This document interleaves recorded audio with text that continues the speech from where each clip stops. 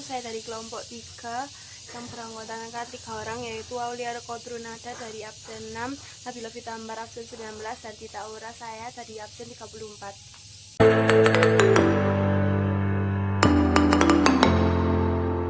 Secara geografis, wilayah Indonesia berada pada posisi silang antara dua benua, yaitu benua Asia dan benua Australia, dan di antara dua samudra, yaitu Samudra Hindia dan Samudra Pasifik. Posisi silang tersebut menjadikan Indonesia mudah mendapatkan pengaruh dari luar, terutama pengaruh terhadap peradaban dan budaya. Setiap masyarakat di pelosok dunia ini memiliki kebudayaan, namun demikian tidak semua masyarakat mampu membawa kebudayaannya menuju ke puncak peradaban.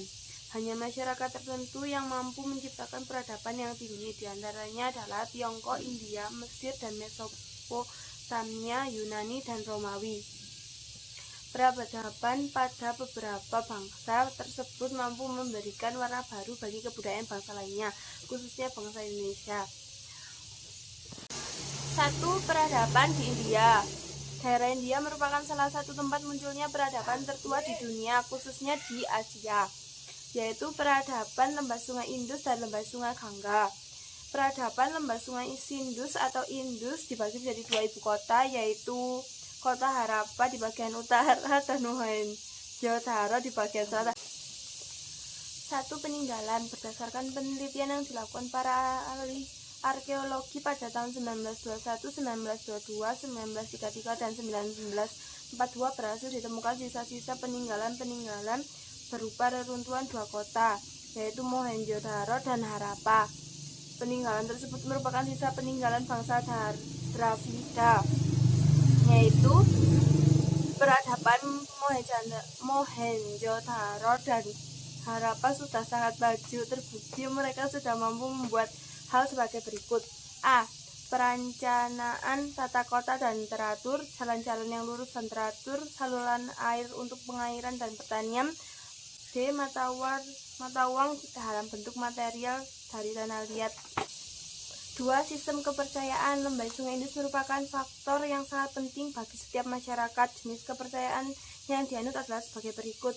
A. Pemujaan terhadap dewa. B. Pemujaan terhadap hewan. Pemujaan terhadap dewa. Masyarakat lembah sungai Indus menyembah para dewa dan dewi, terutama Dewi Ibu. B. Pemujaan terhadap hewan. Pemujaan terhadap hewan dibagi menjadi 3 kelompok, yaitu pemujaan terhadap hewan-hewan cerita yang bentuknya setengah manusia dan setengah hewan. 2. Hewan yang dianggap sebagai penjaga kota atau hewan bertanduk. 3. Hewan-hewan yang terdapat di alam, gajah, singa, dan lain-lainnya. 4.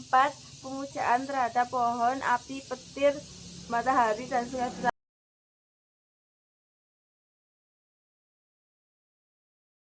3. Sistem pemerintahan.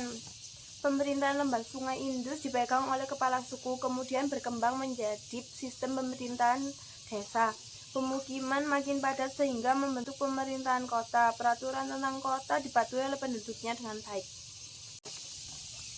4. Tatanan sosial ekonomi.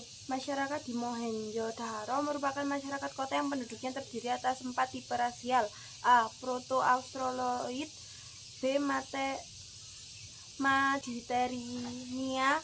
C. Musiala. D. Albionid. Adapun pergolongan masyarakat terdiri atas sebagai berikut. A. Golongan terpelajar. B. Golongan prajurit. C. Golongan pedagang dan seniman. D. Golongan pekerjaan keras atau pelayan.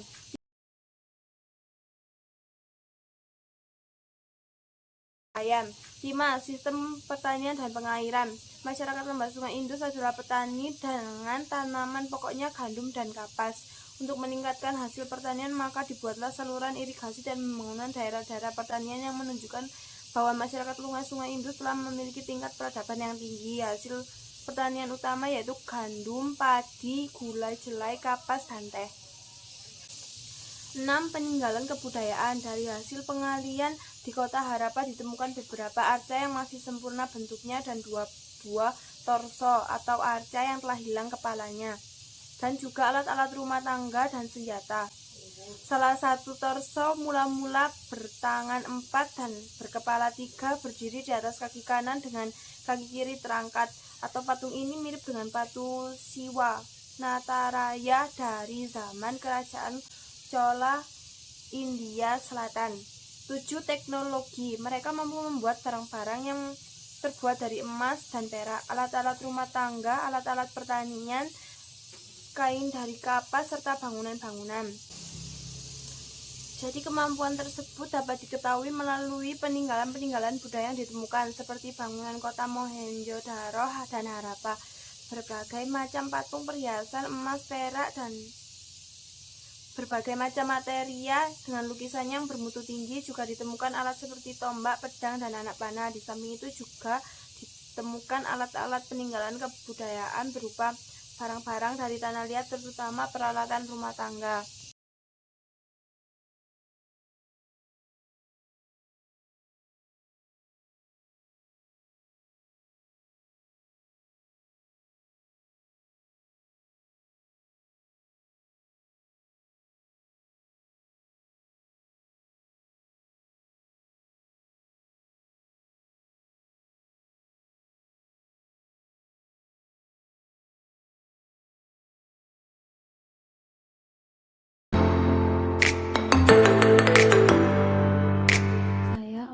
Nada nomor absen 6 dari kelompok 3 peradaban Asia akan menjelaskan tentang peradaban Asia.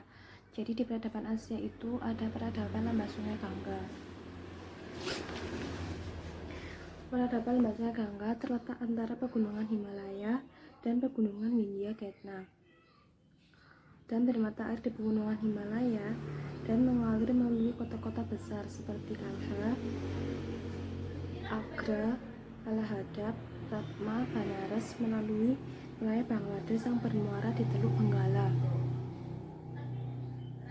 Pendukung peradaban tersebut adalah bangsa Arya yang termasuk bangsa Indo-Jerman. Kitab Suci Weda merupakan kumpulan dari hasil pemikiran para pendeta atau resi. Pemikiran-pemikiran para pendeta resi tersebut dibukukan oleh Resi Vyasa sebagai berikut: Rig Veda, syair-syair pemujaan terhadap dewa-dewi. Sama Weda, syair-syair pujian yang dinyanyikan saat upacara agama. Yajurveda, syair atau doa pengantar sesaji untuk para dewa. Dewa, syair-syair berisi mantra yang dipergunakan untuk ilmu gaib, sihir, dan berbagai ilmu magis. Adapun dewa utama disebut sebagai Trimurti sebagai berikut: A. Dewa Brahmana sebagai dewa pencipta, B. Dewa Wisnu sebagai dewa pelindung, C. Dewa Vaishya sebagai dewa beresak atau pembinasa. Adapun dewa-dewa yang lain sebagai berikut: A. Dewi Saraswati, dewi pengetahuan dan kebijaksanaan, B. Dewi Laksmi, dewi kecantikan dan kebahagiaan. Pemerintahan. 2. Pemerintahan. Sejak runtuhnya kerajaan Maurya, keadaan menjadi kacau akibat terjadi peperangan antara kerajaan-kerajaan kecil yang ingin berkuasa. 3. Bentuk kebudayaan lembah sungai Gangga. Perkembangan kebudayaan masyarakat lembah sungai Gangga mengalami banyak kemajuan pada bidang kesenian, kesusastraan, seni pahat, dan seni patung yang berkembang pesat. Akhirnya bangsa Dravida mengungsi ke daerah selatan. Kebudayaannya kemudian dikenal dengan nama kebudayaan Dravida.